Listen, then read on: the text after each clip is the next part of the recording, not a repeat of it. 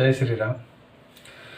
तो आज हम बात करेंगे हेत्व भाषा। हेत्व भाषा मतलब गलत अनुमान लगा लेना। ठीक है, तो हम अनुमान और गलत अनुमान काफ़ी ये टाइम से मतलब डिस्कशन कर रहे हैं। आपको मालूम पड़ गया होगा कि ये हम गलत अनुमान कैसे लगाते हैं। उसके ऊपर हम और ज़्यादा नहीं जाते। ये वो पुराने क्लास का ये खाली आपका वो हो जाएगा, और कुछ ये उसके अंदर ज़्यादा है नहीं। आज बात करेंगे उपमान के ऊपर। उपमान मतलब अनुमान लगाना, लेकिन कंपैरिजन करके। मान लो आपको ये आसानी से समझ में आ जाएगा। एक आम के पेड़ के नीचे आप गए, ठीक है, आम पके हुए थे। तो ये वो पेड़ का आम खट्टा है, मीठा है, तीखा है, कड़वा है, आपको कैसे मालूम पड़ेगा। आपने क्या किया, एक आम तोड़ने के बाद उसको ये टेस्ट किए। टेस्ट करने के बाद आपको मालूम पड़ गया ये आम मीठा है। तो क्या है, उस पेड़ में जितने आम है उसको आप काट काट के चेक करोगे, चबा के दांत से काट के चेक करोगे ये सारा मीठा है कि ये हो सकता है मीठा है। जरूरी है आप उसी सारे पेड़ के आम का काट के चेक करो, तो आपको ऑटोमेटिक मालूम पड़ जाएगा। अगर वो पेड़ से एक आम मीठा हुआ तो बाकी हम ऐसे ये लगा लेते हैं। इसीलिए आप जब फ्रूट वेंडर के पास जाते हो, वो आपको एक काट के थोड़ा सा आम का टुकड़ा दे देता है, ठीक है, जो आम वो अपनी टोकरी में रखा होगा। तो आप चख के देख लो ये मीठा है कि तीखा है। तो ज़्यादातर फल की दुकान आप जहाँ भी जाओगे वो वहीं पे ये ऐसा सहूलियत वो आपको देगा कि काट के रखा होगा, आपको ये टेस्ट करवाएगा, चख के देखो, उसके बाद आप देखो ये उसका टेस्ट कैसा है। इसको कहते हैं उपनय। उसके बाद आते हैं शब्द प्रमाण के ऊपर। शब्द प्रमाण, शब्द प्रमाण आपका हो गया।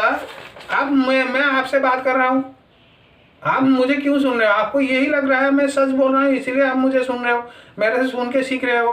तो आपके मम्मी पापा आपको ये बात करना कभी सिखाए होंगे, तो उनके ऊपर भी आप वो जो बात कर रहे हैं उनको ऊपर आपको भरोसा है कि वो गलत बात नहीं बोलेंगे, इसीलिए आप उनके ऊपर भरोसा करते हो, ठीक है कि नहीं।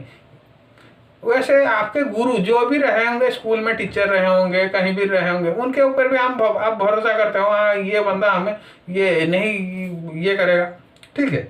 तो ये हो गया आपका शब्द प्रमाण। उसको ये सुन के आप बिलीव करते हो। तो जो बंदा ये बोल रहा है, हम उसके 4 लक्षण देखते हैं। लक्षण मतलब क्वालिटीज, उसके क्वालिटीज क्या होंगे, 4 लक्षण क्या है। सबसे पहले वो क्यों हमें कह रहा है, उसका आपका कोई मान लो कोई थर्ड पार्टी आके आपको बोला, कुछ चीज़ बोला।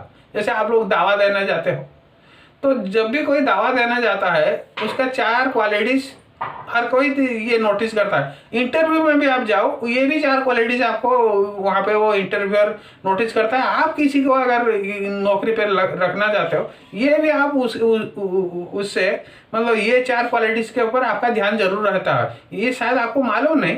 तो ये क्या क्या ये आपका मतलब क्या कहते हैं ब्रेन के अंदर है, लेकिन एग्जैक्टली डेफिनेशन आपको मालूम नहीं होगा। तो मैं आपको बोल देता हूँ वो क्या है। तो ये उसका डिजायर्स क्या है, ठीक है, उसका मोटिव क्या है। ये जो सामने वाला बंदा आके हमें कुछ बोल रहा है, उसका मोटिव क्या है, काहे के लिए वो आया, क्यों बोल रहा है हमें, ठीक है। कोई नया बंदा के साथ आपका अगर इंटरेक्शन होता है तो दूसरी बात, योग्यता क्या है, वो कितना कैपेबल है, वो जो भी बात बोल रहा है, मतलब जो दावा कर रहा है उसका क्या वो दावा करने की कैपेबिलिटी है। जैसे मैं मान लो मैं जाऊंगा, मैं आपको बोलूँगा ला 500 किलो, मैं अपने हाथ से उठा लेता हूँ 500 किलो मेरे जैसा आदमी 50 किलो उठाना उसके लिए मुश्किल होगा।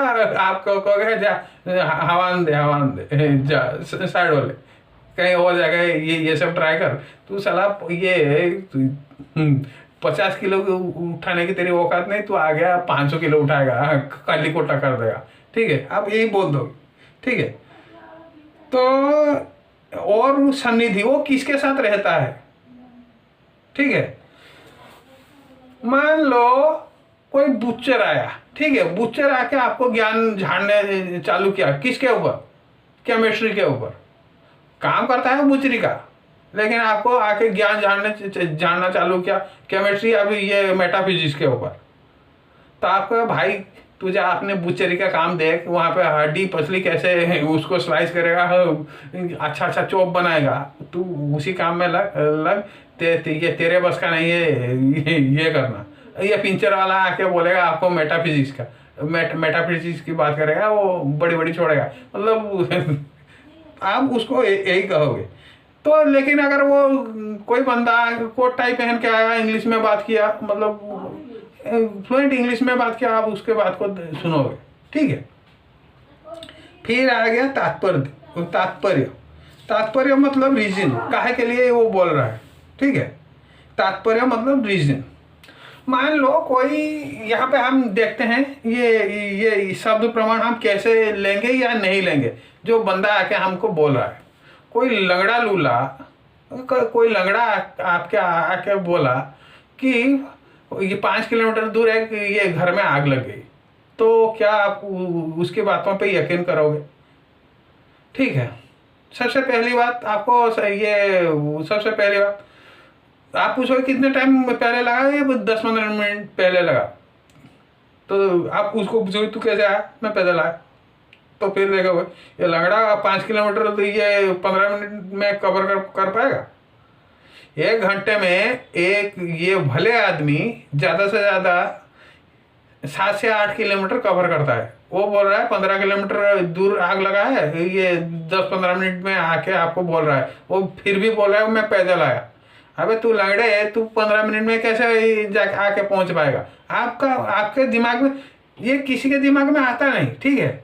लेकिन ये जो कोई कीन ऑब्जर्वर है उसको ये मालूम पड़ जाएगा ये तो लंगड़ा आदमी है, 15 मिनट में कैसे आके 15 किलोमीटर आके आप मेरे पास पहुंच जाएगा, ठीक है। अगर भाग के भी आएगा तो भी ये 15 किलोमीटर नहीं पहुंच पाएगा।